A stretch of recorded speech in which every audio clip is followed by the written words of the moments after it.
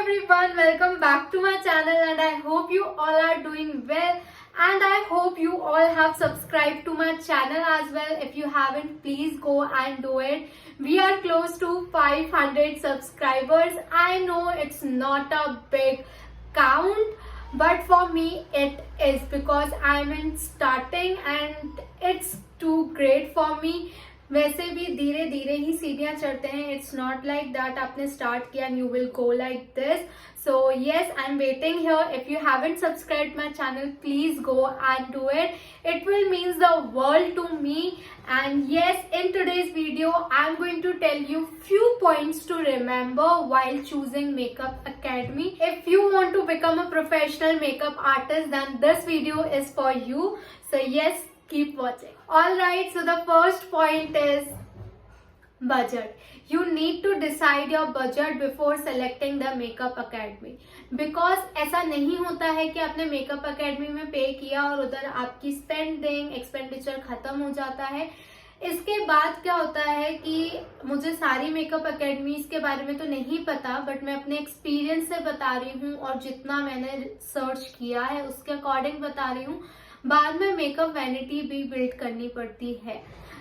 अगर आपने सीख लिया, फॉर एग्जाम्पल अगर आप कोई सी भी क्लास ज्वाइन कर रहे हो, उसमें अगर आपको मेकअप प्रोवाइड भी किया जा रहा है for practice, then also after leaving और after becoming the professional makeup artist you need to buy the products. So क्या होगा कि आपका खर्चा उधर भी होगा. मेकअप अकेडमी की फीस, इसके बाद आपको मेकअप वैनिटी बिल्ड करनी है, इसकी फीस, इसके बाद if you are living outside, जैसे कि मैं भोपाल में रहती हूँ बट मैं मेकअप सीखने इंदौर गई थी, तो उसमें भी आपका खर्चा होगा. फॉर एग्जाम्पल कन्वीनियंस का चार्ज होगा. मैं तो पैदल ही चली जाती थी, बहुत पास था इसलिए. और फिर मुझे उधर एक फ्रेंड मिल गई थी जो आसपास रहती थी, तो वो मुझे पिक एंड ड्रॉप करती थी.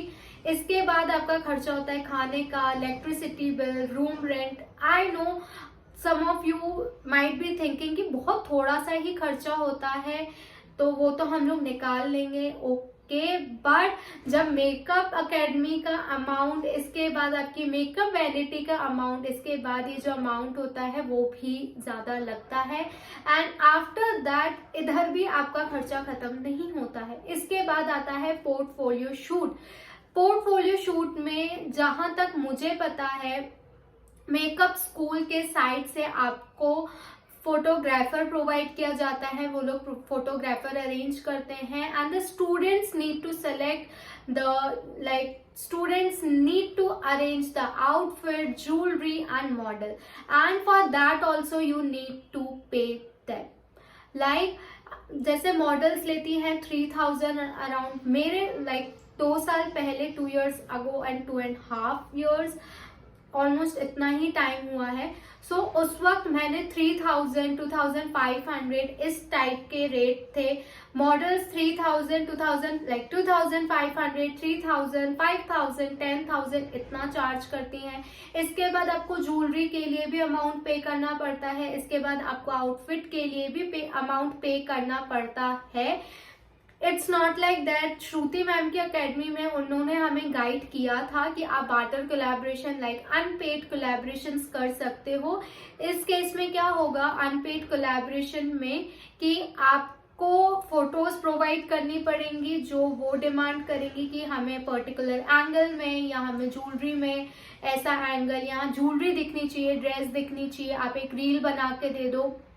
ऐसे इसको बोलते हैं अनपेड कोलैबोरेशन, कि आपने उनकी ज्वेलरी ले ली तो आपका भी काम हो गया कि आपको शूट में काम आ गया, और आप उन्हें पिक्चर्स प्रोवाइड कर रहे हो तो उनका भी काम हो गया. Ma'am guided us with that, but in starting it's too difficult to arrange, कि हर कोई रेडी नहीं हो जाता है कि अच्छा ठीक है आप नए हो तो ले लो. नॉर्मल सी चीज है कि आपके स्टार्टिंग में फॉलोअर्स कितने हैं, इस पे भी डिपेंड करता है सब कुछ.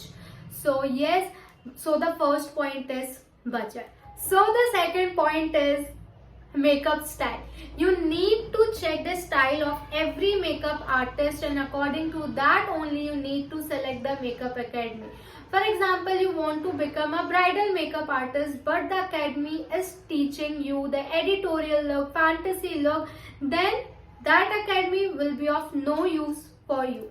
So keep in mind ki what style you want to pick from a particular makeup artist, and according to that only go and join that academy. It's not like budget set हो गया, portfolio shoot का भी हमें पता चल गया कितना खर्चा होगा एंड ऑल दैट, तो चलो जाओ एंड ज्वाइन कर लो. नो, आपको ये भी सोचना पड़ेगा कि वो जो सिखा रहे हैं उनका जो मेकअप है वो आपको अच्छा लग रहा है कि नहीं लग रहा है. इट्स वेरी ऑब्वियस कि आप देखोगे कि उनका मेकअप अच्छा लग रहा है कि नहीं लग रहा. Do you want to do that makeup? Ask that question to yourself. Like मैंने जब श्रुति मैम का स्कूल ज्वाइन किया था, एकेडमी ज्वाइन की थी, उनका मेकअप मुझे पर्सनली बहुत ही ज्यादा अच्छा लगा था.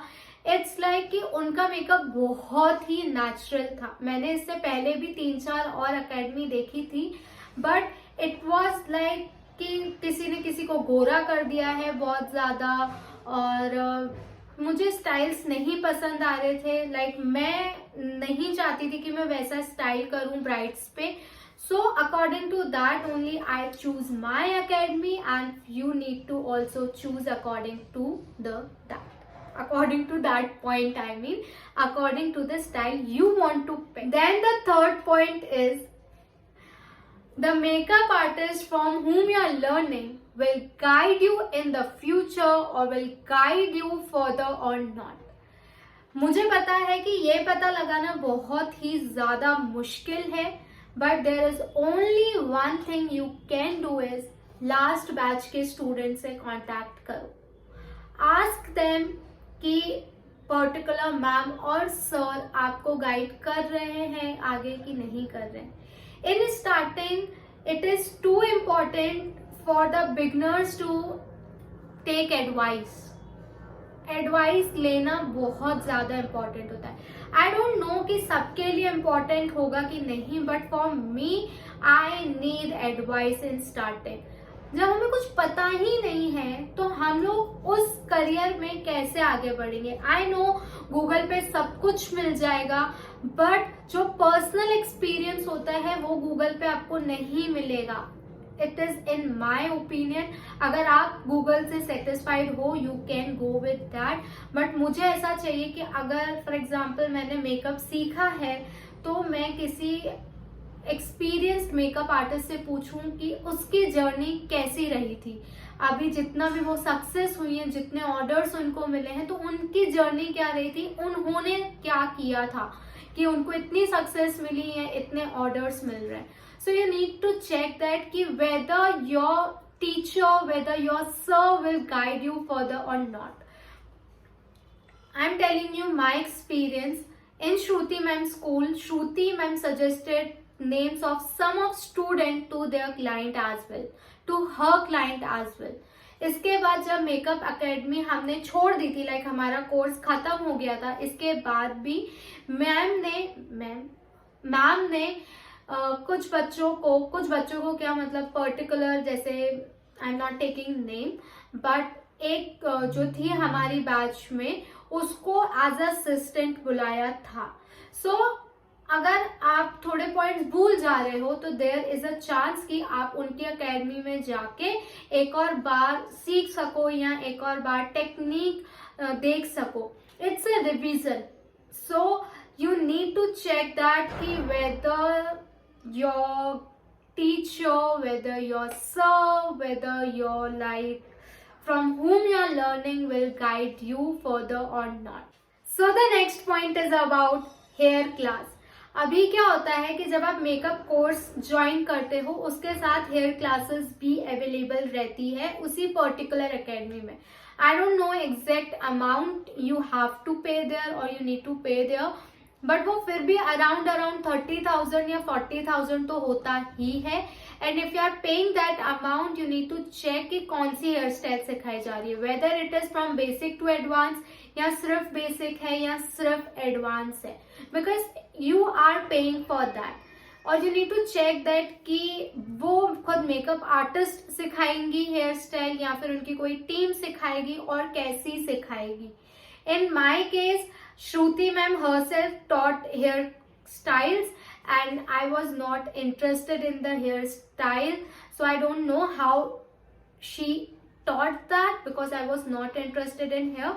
So I didn't pay so much attention. मैंने हेयर क्लास इसलिए ज्वाइन की थी क्योंकि मुझे सजेस्ट किया गया था फ्रॉम फ्रेंड्स, फ्रॉम फैमिली कि अगर मैं मेकअप क्लास ज्वाइन कर रही हूँ तो हेयर क्लास भी ज्वाइन कर लूँ.